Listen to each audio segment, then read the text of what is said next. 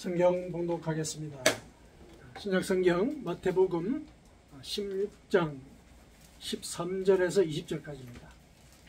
마태복음 16장 13절에서 20절까지 같이 봉독하겠습니다.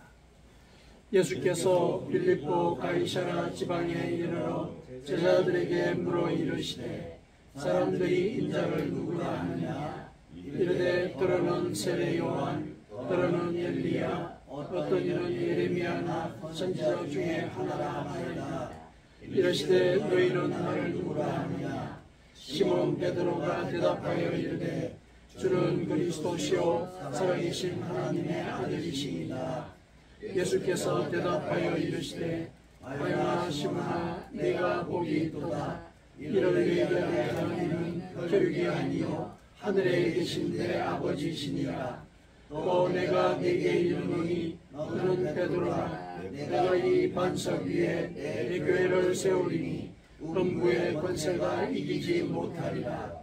내가 천국 열쇠를 네게 주리니 네가 땅에서 무엇이든지 매면 하늘에서도 맬 것이요 네가 땅에서 무엇이든지 풀면 하늘에서도 풀리리라 하시고 이에 제자들에게 경고하사 자기가 그리스도인 것을 아무에게도 이르지 말라 하시라. 아멘. 본문의 말씀은 여러분들이 익히 그 내용을 잘 알고 있고 또 여러 번 아마 읽어보신 그런 적이 있는 그런 글일 것입니다. 오늘 본문을 통해서 우리가 어떻게 하나님을 믿는 믿음을 갖게 되었으며 또 그 믿음을 어떻게 지켜가야 우리가 오늘 본문에서 언급한 그 천국의 열쇠를 진 그런 삶을 살아갈 수 있을까, 그런 주제로 오늘 본문의 말씀을 같이 묵상을 했으면 좋겠습니다. 자, 오늘 본문 한번 보시죠. 예수님께서 사역을 진행하는 그 과정 중에 빌립보 가이사랴 지방에 들어가셨습니다. 이렇게 기록이 되어 있죠. 빌립보 가이사랴라고 하는 것은, 이 빌립보는 그 당시에 그 유대를 다스리던 그 헤롯 왕의 아들 이름이죠. 그러니까 아들 왕이에요. 아들 왕. 이 사람은 왕이 되었는데 그 빌립이 가이사랴 하면은 로마 황제를 가리키는 말이죠. 로마 황제의 그 영광을 기리기 위해서 건설한 도시예요. 그 도시에다가 이름을 빌립보 가이사랴, 자기가 이 로마 황제의 영광을 기리기 위해서 만들었다, 이런 표시죠. 그렇게 이제 만드는 그 도시로 들어가셨죠. 이런 의도를 갖고 지었기 때문에 우리가 짐작컨대 이 도시는 굉장히 웅장하고 웅장한 건물들이 있었겠죠. 그리고 당연히 황제를 숭배하는 신전이 있었을 것이다. 그 당시는 황제를 하나님의 아들로 숭배를 했었거든요. 그 황제를 숭배하는 신전이 있었을 것이다. 그리고 그 지리적인 배경이, 이 빌립보 가이사랴가 이스라엘 북쪽에 헐몬산이라고 있어요. 2000m가 넘죠. 굉장히 높은 산이거든요. 만년설이 있는 그런 산이에요. 거기에서 이렇게 이제 계절이 바뀌고 그러다 보면은 물이 녹아내리겠죠. 그러니까 그 지역은 물이 항상 풍부했습니다. 물이 풍부하다 보니까 숲풀도 막 우거졌겠죠. 그렇게 보니까 이 지리적인 배경만 보더라도 상당히 융성한, 번성한 그런 지역이었겠다, 이런 생각이 들죠. 실제로 그랬습니다. 그래서 그곳은 그 당시 그리스 문화의 영향으로 여러 우상들이 사람들에서 섬겨졌는데 우상들을 섬기는 그런 제단들도 많이 있었어요. 그러니까 상당히 그 번성한 도시였다, 이렇게 이제 생각하시면 되겠습니다. 자, 거기로 제자들을 데리고 들어가셨어요. 들어가시면서 제자들에게 이렇게 물으셨죠. 사람들이 인자를 누구라 하느냐, 이렇게 물었습니다. 여기 인자는 이스라엘 사람들이 메시아라고 믿고 있는 그 존재를 가리키는 용어예요. 다니엘서에 보면은 인자와 같은 자가 구름을 타고 내려와서 사람들에게 구원을 베푸는 그 장면이 예언이 되어 있거든요. 그래서 메시아를 가리키는 말로 인자, 인자라는 말이 사용이 되었죠. 인자는 물론 이제 번역을 하면 사람의 아들이죠. 그러니까 하늘에서 내려오는 존재가 사람의 아들, 즉 사람을 닮았더라는 얘기예요. 사람을 닮았더라. 그 존재가 인간들을 구원하더라. 그래서 그 존재를 가리켜서 인자, 사람의 아들, 이런 말로 이제 통칭을 해서 부르는 것이죠. 자, 그래서 그 인자라고 얘기했을 때 예수님은 바로 자기 자신을 가리키죠. 자기 자신을 인자라고 가리키죠. 자기가 메시아를 이 땅에 오셨기 때문에. 그래서 사람들이 나를 누구라 하느냐 이렇게 물은 것과 같아요. 제자들에게 물었더니 이제 제자들이 이렇게 얘기합니다. 어떤 사람은 세례 요한이라 그러고, 어떤 사람은 엘리야라 그러고, 어떤 사람은 예레미야라 그러고. 그러니까 통칭해서 보니까 선지자 중에 한 사람이다. 그러니까 당신을 사람들은 선지자라고 여깁니다. 이렇게 이제 일러준 것이죠. 예수님께 선지자라고 일렀습니다. 그랬더니 이제 예수님이 그 말씀을 듣고 이렇게 묻습니다. 그러면은 너희들은 나를 누구라 하느냐? 제자들이 이렇게 물었습니다. 너희들은 나를 누구라 하느냐? 그랬더니 시몬 베드로가 이렇게 대답을 합니다. 주는 그리스도시요 살아계신 하나님의 아들이십니다. 이렇게 답을 합니다. 원문을 보니까 주는 그리스도, 즉 살아계신 하나님의 아들입니다. 이렇게 되어 있어요. 그리스도라는 말은 구원자라는 얘기죠. 구원자. 그러니까 제가 당신께 고백하건대 당신은 우리를 구원하실 분이십니다. 구원하실 분이십니다. 그 구원자는 사람이 아니라 살아계신 하나님의 아들입니다. 이렇게 고백을 한 거예요. 이렇게 고백을 한 거는 결국 예수님이 제자들을 데리고 이 빌립보 가이사랴에 들어왔던 그 어떤 의도, 그것을 아주 적절하게 살려서 답을 한 것이죠. 이 고백은 뭐냐면은 이 땅에, 이 나라에, 그러니까 이 지방에, 빌립보 가이사랴 이 지방에 소위 그 구원자라고 하는 우상들이 참 많은데 그들은 우리를 구원할 자가 아닙니다. 왜냐하면 그들은 다 죽었거든요. 이 말이죠. 살아계신 하나님의 아들이라고 얘기한 것은 그 우상들은 죽었다는 얘기죠. 그 우상들은 죽었는데 당신은 살아계신 하나님의 아들입니다. 그리고 저 황제를 사람들이 하나님의 아들이라고 부르면서 숭배하는데 그러나 그도 죽을 자입니다. 인간이니까요. 근데 당신은 영원히 살아계실 하나님의 아들입니다. 이렇게 고백을 한 거거든요. 그러니까 예수님께서 이 고백을 들으시고 이렇게 얘기를 하십니다. 바요나 시몬아, 내가 복이 있도다. 이를 내게 알게 하니는 혈육이 아니요 하늘에 계신 내 아버지니라. 이렇게 얘기를 했어요. 이렇게 말씀을 하신 것은 베드로도 사실은 예수님을 선지자로 알고 있었다는 얘기예요. 그러니까 이 사실을 알게 한 자는 네 혈육이 아니고 하나님이다. 이렇게 얘기를 한 거잖아요. 무슨 말씀인지 알겠죠? 그러니까 베드로 너도 실은 나를 선지자로 알고 있었구나. 그 얘기죠.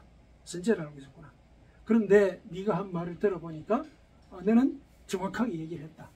근데 그 정확한 말이 네 말이 아니구나. 네 말이 아니구나. 하나님이 내게 알게 하신 바를 나한테 얘기한 것이구나. 이렇게 말한 것이죠. 그렇게 얘기를 했습니다. 여기서 바요나 시모나 이렇게 부르는데 시몬은 베드로의 원래 이름이죠. 베드로의 원래 이름이 시몬이에요. 시몬인데 바요나라는 게 뭐냐면은 바 하면은 그 아람 말로 그 아들이라는 뜻이에요. 누구의 아들. 바요나 그러면 요나의 아들이라는 뜻이에요. 요나의 아들 시모나 이렇게 부른 거죠. 이렇게 아버지를 금명한 거는 네가 한 그 고백이 육신적인 계통을 따라서 얻을 수 있는 그런 지식이 아니다. 그런 지식이 아니다. 그걸 알리기 위해서 그 계통을 이렇게 아버지의 이름을 불러가면서 이렇게 밝히신 것이죠. 그래서 이 사실을 내게 알리는 혈육이 아니요 하늘에 계신 내 아버지다. 하나님이 이 사실을 내게 알려주셨다. 이걸 얘기를 한 것이죠.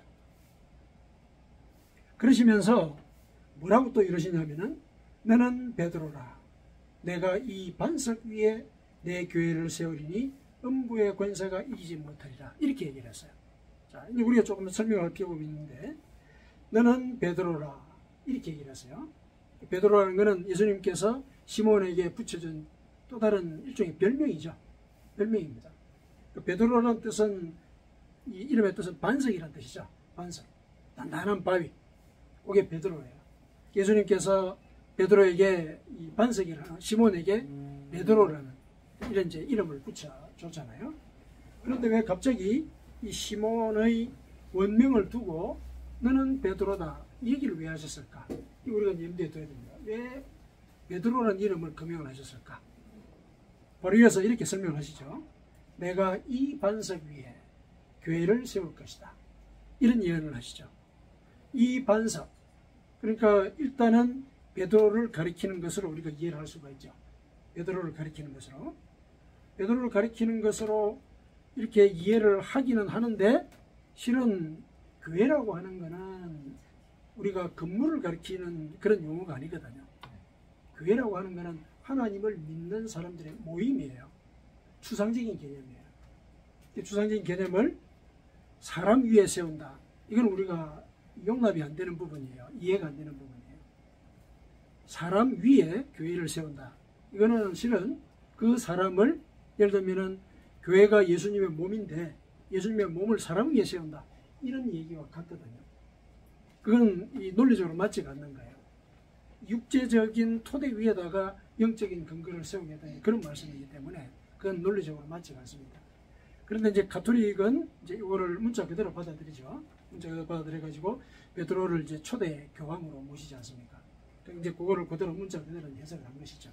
해석을 했는데, 내가 이 반석 위에, 만일에 예수님께서 베드로를 통해서 교회를 세우겠다 그렇게 하셨으면 베드로 너를 통해서 이렇게 얘기를 하셔야 되거든요.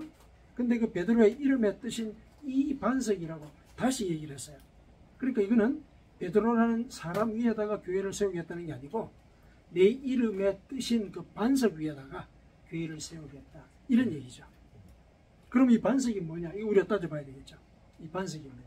이 반석은 결국은 이 맥락에서 그 뜻을 찾아야 되는데, 위에서 베드로가 고백한 그 내용이 있지 않습니까? 그게 우리가 믿고 고백하는 내용이잖아요. 하나님에 대해서, 예수님에 대해서 믿고 고백하는 내용이죠. 그 믿음이 굳건한 상태, 그걸 반석이라고 보는 거예요. 사실 교회는 우리가 하나님을 우리의 구원자로 믿고 또 예수님을 우리의 살아계신 하나님의 아들로서 인정하는 그 믿음 위에 세워지는 거거든요.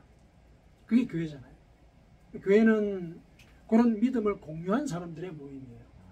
그렇기 때문에 이 반석은 사람을 가리키는 게 아니고 견고한 믿음을 가리키는 거예요. 견고한 믿음. 그 믿음 위에 교회가 세워지는 것이다. 이렇게 이제 얘기를 하는 것이죠. 그래서 그 믿음 위에다가 내가 교회를 세울 것이다. 이렇게 얘기를 하신 것이죠. 그러면서 일러서 하시는 말씀이 음부의 권세가 이기지 못할 것이다. 이런 얘기를 하세요. 음부의 권세를 원문을 보니까 지옥의 문으로 되어 있어요. 지옥의 문. 이걸 왜 우리말로 음부의 권세라고 번역을 했는지 명확하지는 않는데, 지옥의 문이 너를 이기지 못할 것이다. 이렇게 얘기를 했어요. 지옥의 문이라고 번역을 하는 것이 이 지리적인 정보나 맥락을 볼 때도 좀 타당하다는 생각이 들어요. 지옥의 문. 왜냐하면 거기는 우상을 숭배하는 신전들이 많았잖아요. 그 신전의 문으로 들어가는 것은 지옥으로 들어가는 것이다. 이런 암시가 들어있는 것이죠. 그리고 우상을 왜 섬기느냐? 이 땅에서의 육신적인 그 욕망들을 우상을 통해서 실현하기 위해서 우상을 섬기지 않습니까? 그러니까 우상을 섬기는 그 목적 자체가 결국은 육신의 길로 가기 위한 그 통로거든요. 그 길을 쫓아가는 것, 육신의 길을 쫓아가는 것, 그거는 지옥으로 가는 것이다. 이 사실이 이 음부의 권세라는 용어 속에 들어있거든요. 근데 그런 유혹이, 예를 들면 지옥의 문이 열려가지고 너희들을 유혹하는 그런 상태가 너희들의 그 반석과 같은 믿음을 흔들 수가 있는데, 그러나 너희들의 믿음이 반석처럼 굳건하다면은 그런 지옥 문의 유혹을 너희들은 이길 수가 있다. 그런 취지의 말씀이에요. 음부의 권세 이기지 못하려는 그런 얘기는. 그렇다면은 이 음부의 권세가 우리의 믿음을 흔들지 않게 하려면은 어떻게 해야 되느냐? 믿음이 굳건하게 반석처럼 만들어져야 되겠죠. 그러니까 우리가 고백하는 주는 그리스도시요 살아계신 하나님의 아들입니다. 베드로의 고백, 바로 우리의 고백인데, 이 고백이 굳건하게 내 속에 자리 잡고 있어야 된다는 얘기예요. 그래서 예수님께서는 나를 구원하기 위해서 이 땅에 인간으로 오신 하나님이시다. 그분만이 나의 구원의 길이시다. 이를 믿는 그 믿음, 그걸 굳건하게 가지고 있어야 된다는 얘기예요. 그래야 음부의 권세가 유혹하는 것을 이겨낼 수 있다. 이런 취지로 이제 말씀을 하신 것이죠.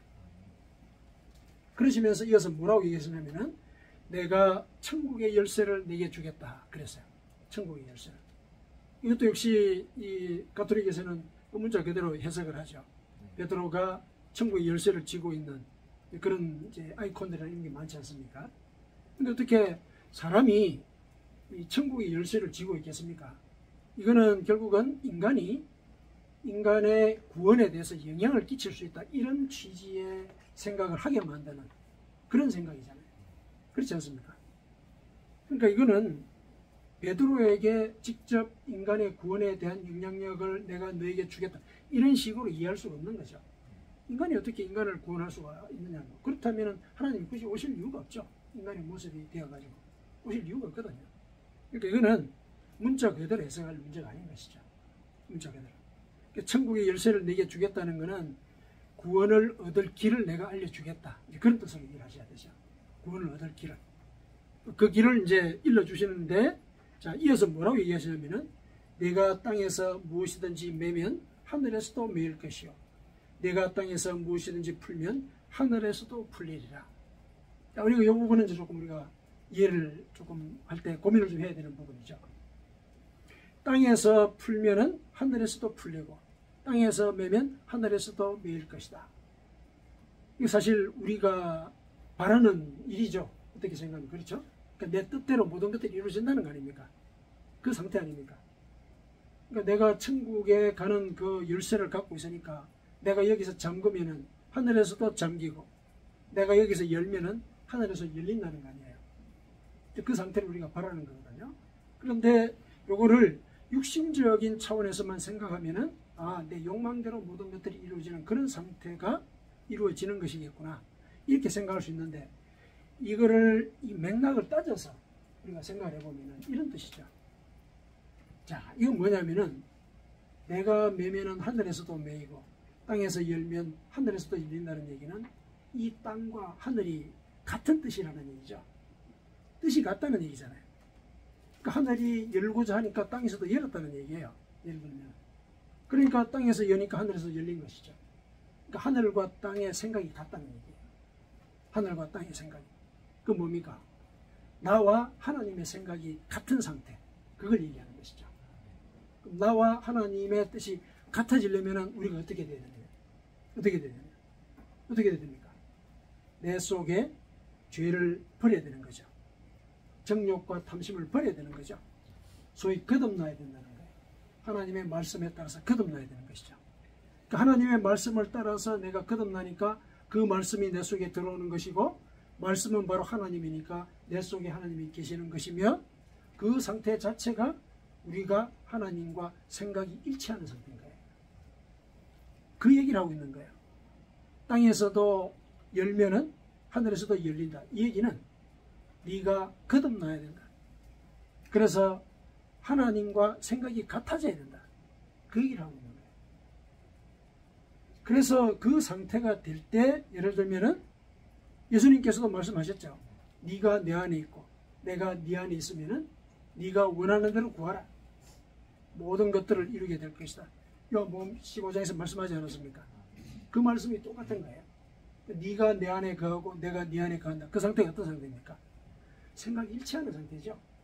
그분과 나의 생각이 일치한 거예요. 그러니까 내가 그분의 말씀을 따라서 나의 속에 있는 정욕과 탐심을 내려놓고 그분의 말씀대로 살아가려고 하는 그 상태.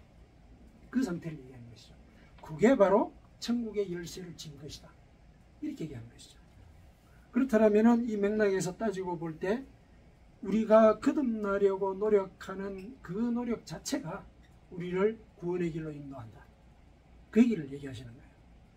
제자들에게 일러주시는 말씀, 너희 주변에 우상들이 많지 않느냐. 심지어 황제는 자기가 하나님의 아들이라고 얘기를 한다. 근데 그들에게 구원의 열쇠가 있는 게 아니다. 구원의 열쇠는 내가 구원자라는 사실을 믿고 그리고 내가 살아계신 하나님의 아들이라는 사실. 그러니까 내가 육신을 입고 이 땅에 와서 너희 죄를 대신하여 죽을 것이고 그로 인해서 너희들에게 구원의 길이 열릴 것이다. 그래서 너희들은 내가 일러준 그 말씀대로 살아가는 그게 구원의 열쇠다. 요 사실을 믿으라는 거예요. 요 사실을 반석처럼 내가 굳건하게 믿고 있을 때 그때 내가 구원을 얻게 된다. 이 얘기하는 거예요. 그런 사람들이 모이는 그곳이 교회다. 이렇게 얘기를 하는 것이죠. 그러면 이제 우리가 여기서 한 가지 궁금하게 생각해야 될 건 뭐냐면 거듭나야 된다는 거 알겠습니다. 알겠습니다. 우리가 어떻게 거듭날 수 있습니까? 이건 니고데모와 똑같은 얘기예요. 나는 여전히 육신을 입고 있고 정욕과 탐심의 유혹을 늘 받고 있어요. 눈만 뜨면 밖에는 지옥의 문이 우리를 유혹하고 있습니다. 어떻게 내가 천국의 열쇠를 굳건하게 쥐고 이 상황을 이겨낼 수 있겠습니까? 이런 질문 할 수 있지 않겠습니까? 오늘날 우리의 질문이 똑같죠? 어떻게 내가 끝까지 믿음을 지켜서 천국으로 갈 수 있겠습니까? 이거잖아요. 이게 우리의 제일 사실상 근본적인 질문이잖아요. 우리가 신앙생활을 할다 했을 때 제일 근본적인 질문이 그거거든요. 어떻게 당신의 뜻과 내 뜻을 일치시킬 수 있습니까? 어떻게 거듭날 수 있습니까? 그 얘기거든요. 거기에 대해서도 예수님께서 일러주셨어요. 뭐라고 일러주셨습니까? 베드로야, 이를 알게 한 이는 혈육이 아니요 하늘에 계신 내 아버지다. 성령이 베드로에게 이 사실을 알게 했다는 거예요. 뭐냐? 이 사실을 알게 했다는 것은 그 이후에 이 사실이 진리인 것을 이어나가고 이해하는 데서도 성령이 역사하실 거라는 얘기거든요. 그러니까 뭡니까? 우리가 어떻게 거듭나야 합니까? 이런 질문을 했을 때 그거 성령이 일러줄 것이다. 이 얘기를 한 거예요. 성령이 일러줄 것이다.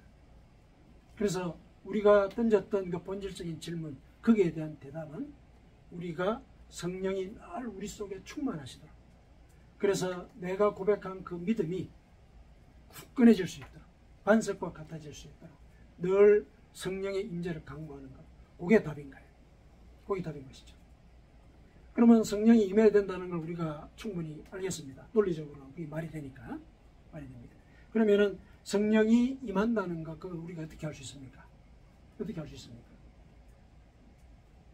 그 표시가 우리 속에 드러나면은 성령이 내 속에 임한다는 걸 알겠죠? 그렇지 않겠습니까? 그거는 우리가 어떻게 알 수 있느냐면은 내가 하나님의 말씀대로 살려고 하느냐, 그게예요. 왜냐하면은 베드로가 그전에는 예수님의 예를 들면 정체나 본질에 대해서 몰랐던 얘기예요. 몰랐는데 성령이 일러주셨지 않습니까? 마찬가지인 거예요. 마찬가지입니다. 성령이 우리에게 일러주시는 그 마음이 있기 때문에 우리가 믿음을 갖게 된 거거든요. 그리고 성령이 우리로 하여금 하나님의 말씀을 지키도록 우리 속에서 역사를 하시는 거예요. 거기에 따르려고 하는 것, 그게 바로 내 속에 성령이 임한 증거라는 얘기죠.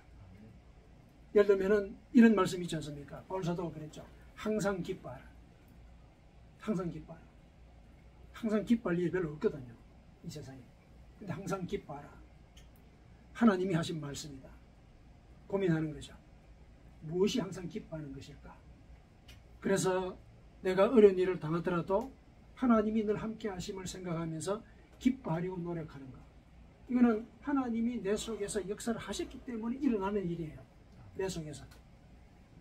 그렇죠? 우리가 사실 주변의 일상 상황만 본다면은 기뻐할 일이 아닌데 기뻐하면 그 이상한 거죠. 논리에 맞지 않는 일이잖아요. 근데 내가 예를 들어서 하나님이 말씀하셨기 때문에 모든 일에 대해서 기뻐하려고 한다는 마음을 갖고 노력을 하는 성령이 내 속에 있다는 증거예요. 그렇게 확인을 해보십시오. 내가 나의 정욕과 탐심을 내려놓으려고 하는 어떤 노력을 하고 있는가? 이거는 도덕적인 노력이 아니라 하나님이 말씀하셨기 때문에 하는 일이거든요. 왜냐하면 우리가 믿는 자로 모였기 때문에 우리의 모든 도덕적인 노력도 하나님의 명령과 연결이 되어 있어요. 인간적인 차원에서 그치는 게 아니라는 얘기죠. 그래서 내 속에 하나님의 말씀을 따르고자 하는 마음이 있고 또 그렇게 하려는 노력이 있고 또 그게 잘 안 됐을 때는 회개하는 이런 모습이 보일 때 그게 성령이 내 속에 임하는, 그리고 함께 계시고 활동하시는 증거예요. 이런 상황을 우리가 지속적으로 살아가는 그 과정 속에서 우리가 거듭나는 거거든요. 우리가 거듭나는 거예요. 그래서 거듭났을 때 우리는 반석과 같은 이런 믿음을 갖게 되는 것이죠. 그 믿음이 천국으로 가는 열쇠인 거예요. 그 믿음.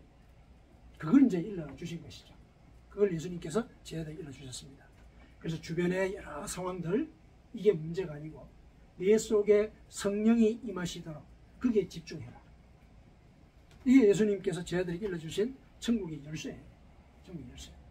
그래야만이 성령이 내 속에서 활동하게 되니까 성령은 곧 하나님이시고 그분의 뜻대로 내가 행하게 되면은 결국 내가 예를 들어서 하나님의 뜻을 따라서 열쇠를 열면은 하늘에서 열어주시는 거예요. 왜냐하면 그게 하나님의 뜻이니까. 내가 항상 기뻐하려고 노력해요. 거기에 대해서 뒤에 부분에 18절에 데살로니가전서 5장 18절에 뭐라고 하셨냐, 이게 하나님의 뜻이다. 그리스도 안에 있는 너희를 향한 하나님의 뜻이다. 이렇게 얘기하지 않습니까? 그러니까 그게 바로 하나님의 뜻이라는 얘기예요. 그렇게 하려고 노력을 할 때 내가 바로 하나님의 뜻을 이루려고 하는 그 상태에 있는 것이고, 그게 그분과 내가 하나가 된 상태라는 얘기죠. 생각이 같아지는 상태라는 얘기예요. 그러면은 그게 바로 내가 천국의 열쇠를 쥐고 있는 그런 표시라는 거죠. 근데 그 천국의 열쇠를 쥐고 있는데 쥐고 있으면 다 되느냐? 아닌 거죠. 왜냐하면은 지옥의 문들이 열려 있다는 거 아니에요. 음부의 권세가 주변에 막 열려 있다는 거예요. 그래서 그 천국의 열쇠를 들고 지옥의 문에 열쇠를 열 수가 있다는 거예요. 왜냐하면 지옥의 문도 천국의 문처럼 모습을 바꿀 수가 있으니까. 그 지옥의 문이 하는 그 역할이 그런 거잖아요. 네가 가지고 있는 그 천국의 열쇠, 그걸 가지고 이 문을 열어봐라. 이게 지옥 문이 하는 역할이잖아요. 이 땅에서. 그럼 우리는 늘 그런 유혹 속에 빠져 있다는 얘기죠. 빠져 있다는 얘기예요. 그래서 믿음은 반석과 같아야 된다. 이런 얘기를 하신 거거든요. 자, 그렇게 일러주셨어요.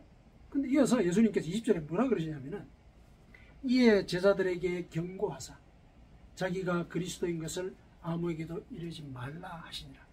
이건 또 무슨 얘기입니까? 다 이렇게 천국의 비밀을 알려주셨어요. 어떻게 구원을 받느냐 알려주셨다는 얘기예요. 근데 제자들에게는 내가 구원자인 것을 알리지 말라 그랬었어요. 이 얘기는 아직까지 제자들의 믿음이 반석과 같이 견고하지 못하다는 거예요. 아직까지 견고하지 못합니다. 왜냐하면 베드로에게서 벌써 확인이 되지 않았습니까? 네가 한 그 고백은 너의 것이 아니었다. 너는 사실 너도 나를 선지자 중에 하나로 알고 있었구나. 그 얘기잖아요. 아직까지 내가 진정한 구원자라는 사실, 그거 아직까지 모른다. 그리고 또 실제로 예수님께서 아직 돌아가시기 전이기 때문에 그 구원자로서의 영적인 어떤 역할, 그 의미, 아직까지 실현이 안 된 상태거든요. 그래서 굳건한 믿음을 이 제자들이 고백하기에는 아직까지 시기상조인 거예요. 그래서 아직까지는 내가 구원자인 사실을 알리지 말라. 아직까지 믿음이 숙성되지 않았다. 아직까지 내 때가 차지 않았다. 이렇게 얘기를 하신 거예요. 그러니까 그렇게 경고를 하신 이유도 뭐냐? 결국은 제일 중요한 거는 그 믿음을 견고하게 갖는가. 내가 너희들을 구원하기 위해서 인간의 몸을 입고 온 하나님이라는 사실을 믿고 그 뜻을 따르려고 노력하는가. 그게 마음속에서 반석처럼 자리 잡고 있어야 한다. 반석처럼.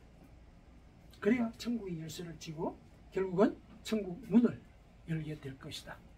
이렇게 일러주신 것이죠. 그래서 우리가 신앙생활을 해 나가는 그 과정 속에서 우리는 기본적으로 거듭나려는 그런 그 노력을 하는 과정 중에 있죠. 그래서 교회를 정의하자면은 성령의 인도를 받아서 늘 거듭나려고 노력하는 사람들의 모임이에요. 성령과 거듭남의 이 두 가지 요소가 교회의 정체성이에요. 교회의 정체성. 그리고 하나님을 믿는 우리의 정체성이기도 하죠. 우리가 교회거든요. 예수님께서는 교회거든요. 우리 속에는 늘 거듭나고자 하는 그런 열망, 그리고 그 열망을 내 의지가 아니라 성령의 인도로 이렇게 이루려고 하는 그런 마음의 자세, 이게 필요한 것이죠. 그래야 내가 처음에 고백한 그 가운데서 얻게 된 이 천국의 열쇠를 끝까지 쥐고 갈 수 있다는 거예요. 끝까지.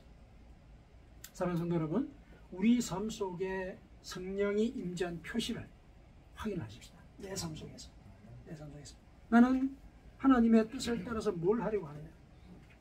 그 자체가 성령을 따르는 표시인 거죠. 성령이 내 속에 있는 표시이기도 하고 내가 거듭나고자 하는 열망을 가진 존재라는 표시인 거예요. 그 마음을 지켜야 되는 거죠. 그 마음을 지키고 갈 때 이 교회를 통해서 우리가 천국의 열쇠를 함께 쥐고 함께 천국에 갈 수 있게 되는 것입니다.